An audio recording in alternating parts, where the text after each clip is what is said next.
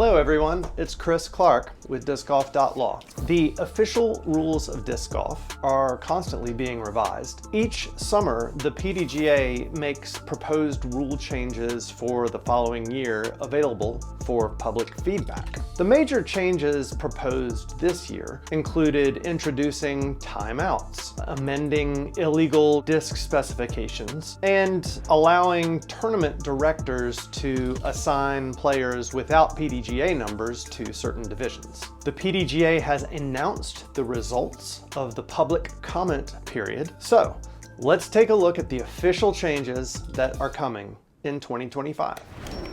One of the underlying storylines of the 2024 season was the enforcement of the 30-second rule. We saw several high-profile instances of time warnings and even penalties being assessed, often during critical moments of events. This marks a shift from even just a few seasons ago, when both marshals and players were extremely reluctant to enforce the excessive time rule or really any violations at all. Now, many people, including us, are glad that enforcement is being taken more seriously at the professional level. But some feel that certain players receive an unfair level of scrutiny. And whether or not you think 30 seconds is enough time for players to throw their shot, I don't know anyone who wants to see a major tournament decided by a rules official calling a time violation. And should the same time standards be applied to a player rocking back and forth for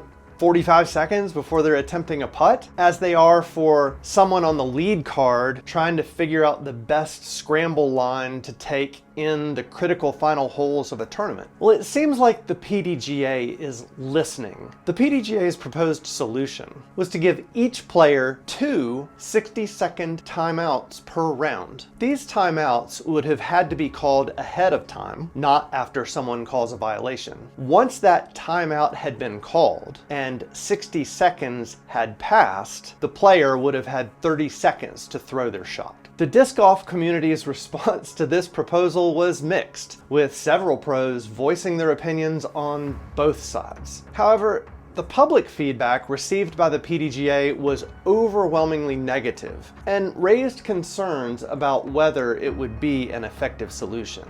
Now, according to the PDGA, they plan to, quote, pursue a data-driven approach to the root causes of pace of play issues at large-scale events, with an eye to determining whether the 30-second clock is well suited for this purpose or whether some other mechanism is more appropriate for addressing undue delay in play. Now, when I was preparing for this video, I did some quick research into how time violations are handled in other professional sports. I expected disc golf to be somewhat unique in its inconsistent and arbitrary enforcement of player time limits. In the NBA, shot clock violations are consistently enforced. Play clock violation in the NFL gets you a 5-yard penalty, and there aren't exceptions if it's the fourth quarter or if the game is close or if it's for a spot in the playoffs. On the other hand, I was surprised to learn that inconsistent enforcement of time violations isn't unique to disc golf. In professional soccer, while there's an official 6-second rule for goalkeepers to release the ball, referees rarely enforce this strictly, and goalkeepers often exceed this limit without being penalized. In professional tennis, some players, especially the high-ranking or popular ones, seem to receive more leniency when it comes to the 25-second shot clock between serves. Umpires often hesitate to penalize star players in these crucial moments. Slow play is a common issue in professional ball golf, with officials often choosing not to penalize top players who are well known for taking extra time. Penalties for slow play in golf are rarely handed out. I mention these examples to illustrate that some of the complaints and challenges disc golf is facing around the enforcement of time limits are not unique.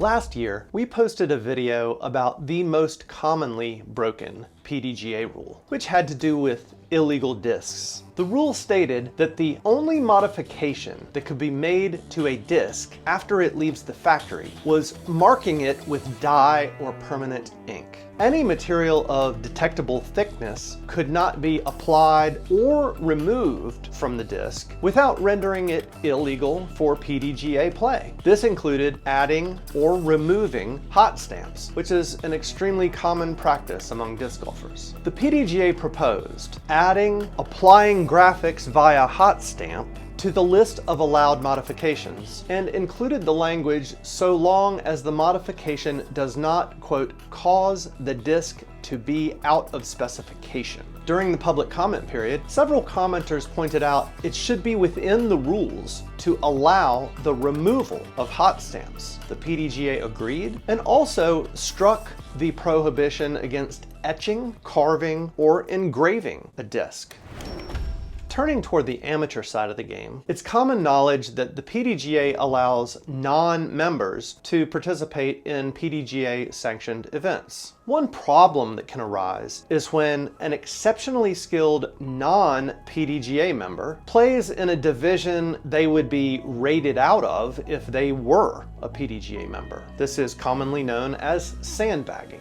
The PDGA proposed empowering local tournament directors to make decisions about what divisions a non-member is allowed to play in. After the public comment period, the PDGA decided to limit the change to non-age-based amateur divisions. So for example, a tournament director could move a non-PDGA member from MA4 to MA3. But they couldn't move them into MPO or remove them from MA40, for example.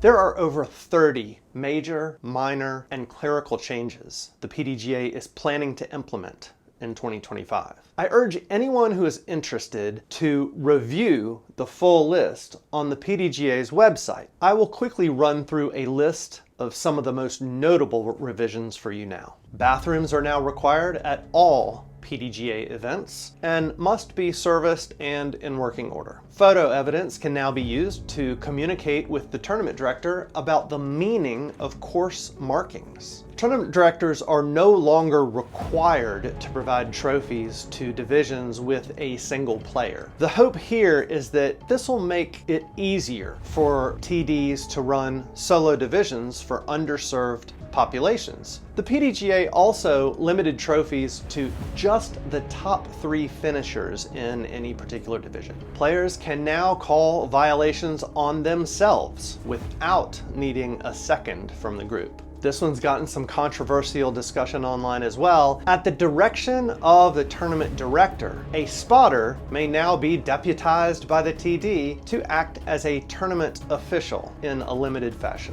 Also, a player's throw from a lie determined by a spotter's call is now automatically a provisional throw. The use of tobacco products by event staff, players, and their caddies is now prohibited also at A tiers. Now keep in mind, these changes will not go into effect until January 2025. We will make sure to monitor their impact as they are implemented next year. In the meantime, you knew I was going to ask, what do you think? What did they get wrong with these changes? And what did they get right? Are you glad the PDGA struck the proposed timeout rule? And what rules would you like to see implemented in the future? Please be sure to like this video, leave us a comment down below.